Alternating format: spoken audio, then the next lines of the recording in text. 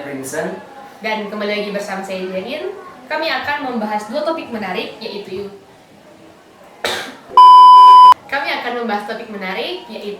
otomotif dan juga artificial intelligence. Saat ini kami juga menghadirkan narasumber daring kita, yaitu Bapak Stefania. Halo Bapak. Dan sekarang kita langsung saja ke pembahasan. Oke, jadi sebenarnya kalau mau dibilang saya cukup penasaran tentang bagaimana Jerin dan Esther yang berbicara soal AI ini dan juga peran AI dalam dunia otomotif, dan juga penasaran bagaimana pandangan kalian dalam melihat dunia otomotif yang digunakan dan dibantu dengan sistem AI yang telah berkembang dan ada. Jadi sebenarnya bidang AI ini fleksibel terhadap bidang apapun.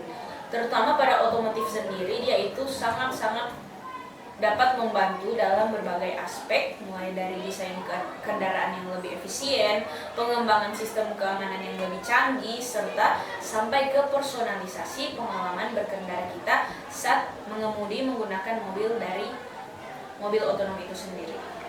Kita sendiri sih setuju karena AI ini dalam bidang otomotif sekarang kan orang boleh dia dapat membantu orang menganalisis data dari misalnya sensor kendaraan, lalu AI ini mengoptimalkan kinerja mesin, mengurangi emisi dari penggunaan gas, dan bahkan AI ini boleh memprediksi kerusakan-kerusakan yang terjadi di mobil otonom sendiri ini. Jadi orang boleh lihat apa-apa tuh komponen yang rusak atau kekurangan apapun, orang boleh lihat langsung. Preventif kan dia.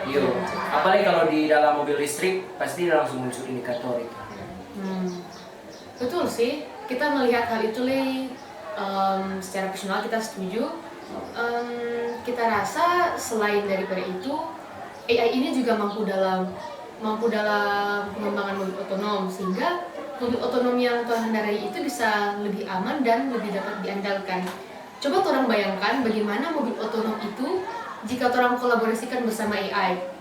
Tentunya mobil otonom itu bisa lebih aman dan boleh mencegah kejadian-kejadian yang kalau kata Esther biasa amit-amit kecelakaan karena kelelahan.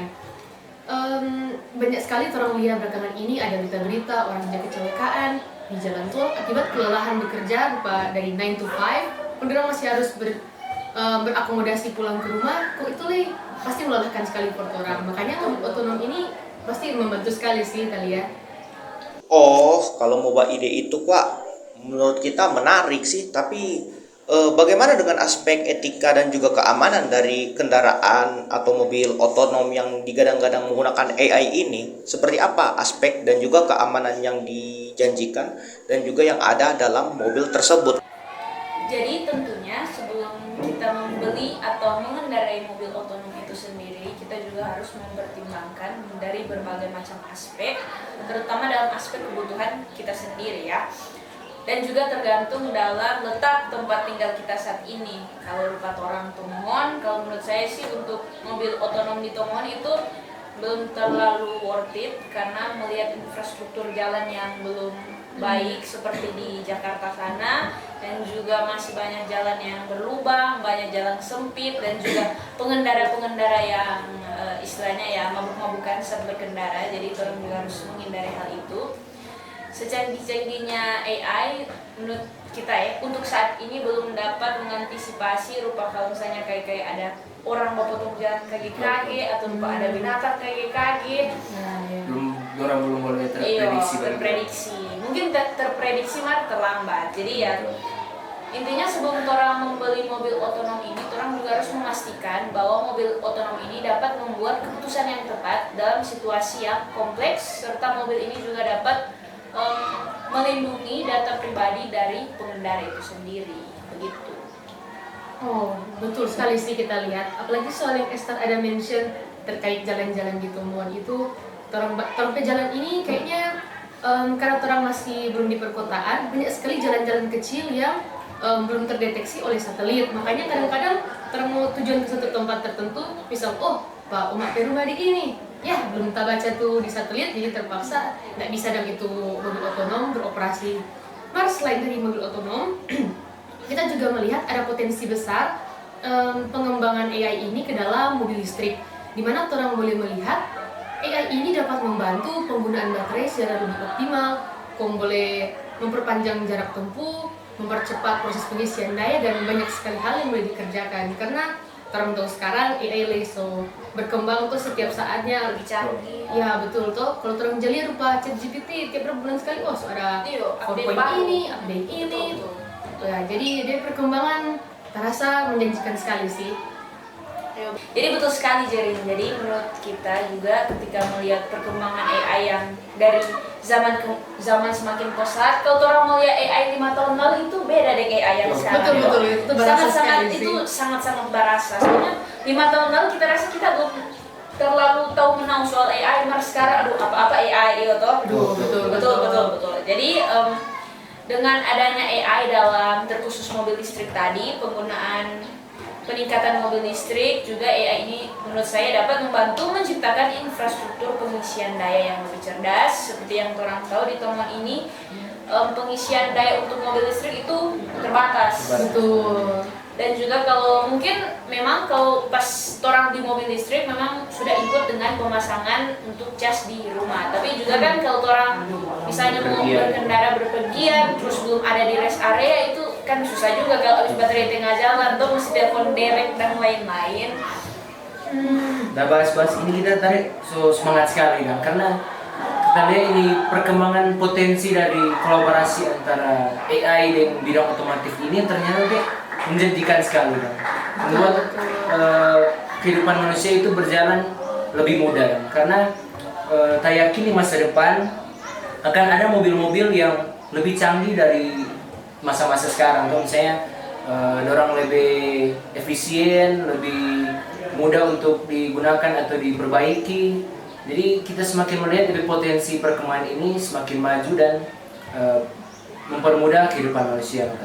Kalau kita lihat rupa contoh mobil listrik yang orang tahu itu seperti Tesla toh. Iya betul. Jadi kalau kita berdasarkan research yang ada, Tesla itu sesuai DP tipe itu memiliki tingkat atau level keamanan yang berbeda-beda. Siapa tahu mungkin 5 atau siapa tahu mungkin lebih cepat 3 tahun ke depan sudah ada level keamanan yang lebih canggih, sehingga siapa tahu boleh orang beli di Tomohon dan lebih mengantisipasi hal-hal yang orang tidak inginkan begitu. Kita masih penasaran sih karena DP perkembangan ini yang menurut ini DP dampak buruk terkait ini perkembangan teknologi ini antara AI dengan bidang otomotif ini apa sih Pak? DP dampak buruk bilang. Kalau yang kita ngajarin dulu. Iya, kalau yang kita rasa selain dari term sebagai Tomon infrastruktur belum siap, secara ekonomi itu orang sebenarnya masih belum siap, karena mengingat eksklusivitas dari mobil listrik ini masih sangat sulit dijangkau, dan bahkan di misalnya perkotaan Jakarta sendiri mobil Tesla itu belum beredar banyak. Jadi belakangan ini kita cuma lihat Hyundai yang lain, Wuling yang EV yang kecil. Jadi untuk Tesla sendiri sepertinya masih kurang cukup. Tapi mengingat dari hal itu ada kekurangan kelebihan sendiri pada bidang soal pengeluaran nih. Kalau berbicara pengeluaran, kalau misalnya yang tadi Esther ada sebut kan, kalau mobil listrik itu dia sepaket dengan DP charge yang portable gitu toh.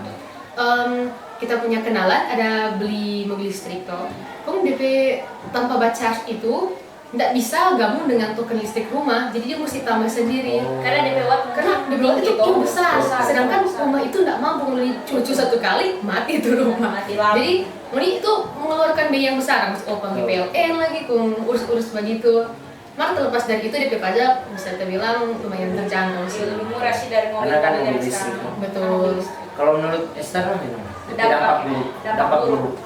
Kalau kita dampak buruk sebenarnya kalau nggak mau lihat dari otomotif saja ya, kalau dampak buruk dari AI ini sebenarnya dapat membuat orang itu tergantung dengan ini AI ini, rupa misalnya pas orang ada tugas ini, tanya AI, sebenarnya bagus, sebenarnya orang dapat memakai teknologi AI ini, cuma orang nggak bisa sepenuhnya bergantung dengan AI ini. Soalnya AI ini menurut kita diciptakan untuk membantu, tapi bukan menggantikan manusia. Betul sekali sih, setuju sih. Mungkin dari Bapak Seva di sana ada yang mau ditambahkan, dipersilakan. Wah, kalau orang le juga ikut antusias dan juga percaya mungkin satu kolaborasi antara AI dan otomotif dapat membawa perubahan positif dalam kehidupan manusia secara menyeluruh dan juga berdampak besar. Oh iya. Sama sedikit. Kalau dari Esther ada pernyataan penutup apa ini sebelum orang mengakhiri ini sesi? Mungkin kalau berdasarkan orang topik hari ini di bidang otomotif dengan AI, mungkin kalau mau beli mobil ini untuk sekarang ya, orang itu ya situasi dan kondisi, jangan cuma gara-gara FOMO terus iko-iko orang lain, misalnya orang pe teman, orang pe keluarga juga semua mobil listrik, oh kita harus mobil listrik, jadi menurut kita jangan deh. Kalau mau beli sesuatu itu mesti beli berdasarkan menimpa kebutuhan, bukan karena FOMO iko-iko. Dan juga sesuaikan yang budget ya. Jangan budget minimal berekspektasi besar. Jadi sesuai dengan keadaan dan kondisi, dan dia juga mau tinggal di mana. Kalau untuk teman kita rasa sekarang nih nah usah, dari menurut kita mau buang-buang doi Belum mahal ya kasihan, tapi kalau di Tomo nih kita lihat ada tanpa servis kak untuk foto listrik. Aduh, jadi itu betul sekali sih. nanti ada itu di Jakarta. DPT Kalau di nanti sini ada di juga. sini itu mungkin Expensive. beberapa tahun ke depan nih baru dia. Jadi lebih baik kalau mau beli auto itu sesuai kebutuhan dulu. Kalau dari Mbak Prinsen mewakili otomotifan, Menurut kita kalau DP solusi terbaik menanggapi ini masalah dong. Sama nih Esther bilang betul, kalau misalnya orang tinggal di daerah-daerah temuan seperti ini dong, mungkin jangan dulu kasih keluar budget yang besar, karena kan kalau tong ini mobil listrik seperti yang orang bahas tadi belum terlalu efisien jika digunakan kalau di daerah tempat orang temuan atau tondano begitu toh. Karena melihat infrastruktur jalan yang masih misalnya jalan-jalan rusak, jalan-jalan lubang. Jadi kita punya solusi sih hampir sama di Esther, pertimbangkan baik-baik dulu toh. Cari mobil yang sesuai kebutuhan lah. Oke, jadi dari kesimpulan hari ini, pertama-tama orang senang dulu boleh berdiskusi sama-sama. Terima kasih Bapak Seva juga sudah tadi memberikan pendapat yang banyak ya, sangat menarik. Orang di sini sangat senang melihat perkembangan antara dunia otomotif dan AI yang sebenarnya sangat fleksibel untuk mengadopsi ini otomotif di bagiannya AI. Terlepas dari itu tadi ada dampak-dampak dan hal-hal yang perlu dipertimbangkan. Semoga sekiranya podcast hari ini boleh membantu teman-teman semua atau siapapun yang menjadi nonton ini lebih diperkaya informasinya, dan harapannya AI ini kedepannya bisa menciptakan masa depan otomotif yang lebih baik. Sampai jumpa, bye.